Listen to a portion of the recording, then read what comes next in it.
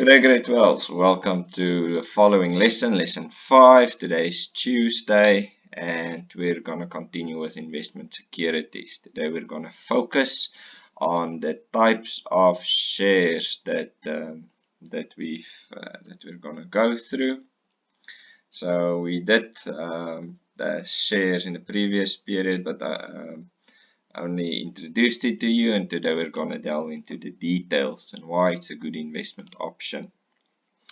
Okay, so what you need to be able to learn after this, or be able to do after this lesson, is you need to identify the following shares from a scenario. So we can give you a scenario and you need to tell me if it's an ordinary or a preference or a bonus or a founder share. Okay, so those are the 4 types of shares. Then you need to be able to outline or explain or discuss the types of preference shares. There's 8 different kinds. You need to mention the rights of ordinary and preference shareholders. You must be able to identify the types of preference shares from a scenario, and you need to distinguish or differentiate between ordinary and preference shares. Okay, so let's continue.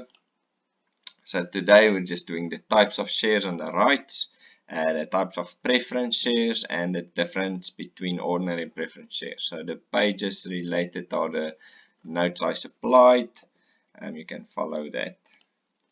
Okay, let's start with the types of shares and the rights of shares. Of ordinary shares, so the first one, shareholders of ordinary shares. What's their rights? How does it work? So as you can see, everyone's got a piece of pie. Everyone's got a piece of, that's a piece of ownership, and that is a representation of different shareholders or the interest in a company, how much they invested. So they would like to have a return on their investment. Okay, and the return is normally acquired when a company makes profit. So the first one is ordinary shareholders will receive their piece of the pie, their return, which is called the dividend, when a profit is made or declared by a company. Now, this is normally in the form of dividends, or it is in the form of dividends. Second point, the higher the profit, the higher the dividend normally, and exactly the same. If it's a lower profit, then it's a lower dividend. So there's a direct correlation between profit and dividends that is shared. Okay, next one. If a company declares bankruptcy or goes or is liquidated, then the ordinary shareholders will be last in line to be paid. Okay, so that's just one of the risks involved. You might not even get anything, but you're in the line but last. So next one. The dividends will vary from year to year, and this is due to the profit. So you won't know in the beginning which company will perform on a consistent base. If company makes more money in one year than the next, then your dividends will vary from one year to another. Okay, so it's all based on the profits.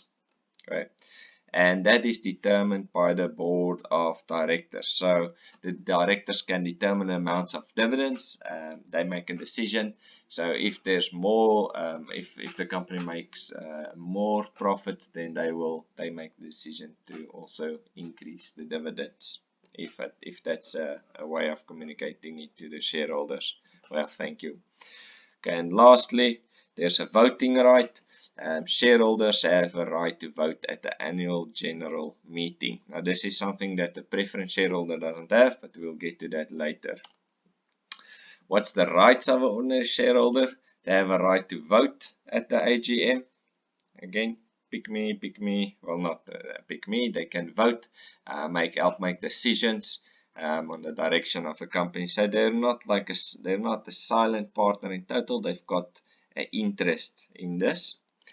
They have a right to attend the general meeting and to learn more about the company's preferences or performances rather.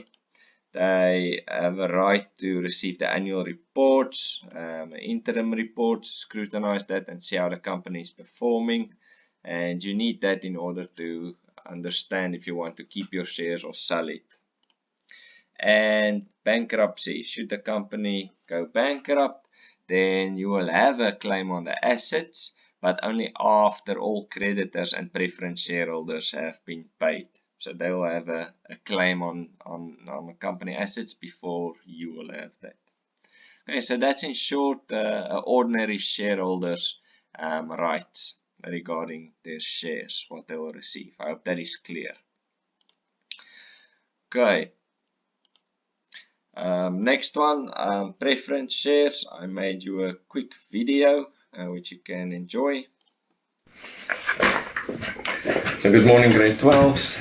We're busy with the presentation of types of shares, and we're going to continue with this discussion just on a bit more personal level. So when we think of preference shares, that means you as a shareholder have got a preference over other shareholders in returns of when you get the dividend, the amounts of dividends, and your claim should the company go bankrupt. So it's explained in the following factors that you can make your shares on, or your summaries on. So a preference share, if you look at just the definition that says you've got a preference, it will be preference on dividends. You as a preference shareholder will receive dividends before any other shareholder in the company. If you've got preference shares, you will receive your shares before an ordinary shareholder. Your dividends will be also fixed over a period of a year, which will be a benefit to you as a shareholder. So in that period, you will, in the period of a year, you will receive your fixed dividends. All right, so it's fixed amount of dividends. Then some preference shareholders are in a privileged position or preference position that it doesn't matter if the company makes a profit or not, they will receive their dividends. But that is normally a bit less or a lower type of dividend, but that's a continuity that makes sure that you will receive dividends, even though it's there's no profit. Okay. Then the next one is in the event of bankruptcy, as I said earlier, you as a preference shareholder will have the first option to claim some of the company's assets in return for the amount of shares that you have invested. So they'll have their scale, who's invested the most, and the preference shareholders will be at the top to receive some form of recompensation for their investment. Okay, now one thing that the preference shareholder does not have is voting rights, so open voting right. Okay, if I can clarify that way. So your voting rights, preference shareholder does not have a voting right at the annual GM, general meeting, but they've got limited voting rights, and that's only for specific or certain circumstances. Then we will look in the next video at the difference between the cumulative and non-cumulative preference shares, participating and non-participating preference shares, redeemable and non-redeemable preference shares, and your convertible and non-convertible preference shares. I'll explain each one quickly, and then in the next slides we'll go through each one again. Okay, so cumulative preference shares means your unpaid dividends from 1 year will be carried over to the next or the following financial year when your dividends are paid. So you'll have that preference, that advantage, that if there were any dividends that was not paid out in 2020, it will be carried over to 2021. Now the same goes with, or if you look at non-cumulative, it means if it's not paid out, it will not be paid out. If it's not paid out in 2020, it will not be paid out in 2021. So there's a line through it's done. If there was no dividends, then you will not receive any dividends. Okay, so this may happen that if a company does not pay dividends, they might have a cash flow problem, but that's just in this case. So this is for this specific type, cumulative or non-cumulative. So it's as the word says, cumulative, it will accumulate as time goes on and you will receive it. Or non-cumulative, which means if it's paid out. If it's not paid out, then you lose it. Participating versus non-participating preference shares. These shareholders will share in a second dividend payout in a year when significant surplus profits are realized. So when a company makes a bigger profit or a significant profit in a year, let's say their sales exceeded their target sales and there's a bonus coming to everyone, then the participating preference shareholders, they will receive an additional dividend payout. Non-participating preference shareholders will only receive their fixed dividend, as was the agreement when they bought the shares. Okay, their expected outcome. Redeemable preference shares. So the company has got the option to buy back these shares after a specific period of time. Okay, so me as an investor, I want to invest in a company, but you as a company would like to buy back your ownership. So you want to sell it, but only for a limited time. So then this is called a redeemable. You will redeem back the shares. Non-redeemable. So these shares can only be paid back when the company closes down for reasons other than bankruptcy. Okay, I hope that makes sense. The last one, your convertible preference shares. So shares can be converted from preference shares to ordinary shares after a fixed period. Okay, so you'll have that option. Non-convertible, it means it's a preference share and you cannot convert it to ordinary shares. Okay, I hope that makes sense. Go through your notes again. If there's any questions, please let me know.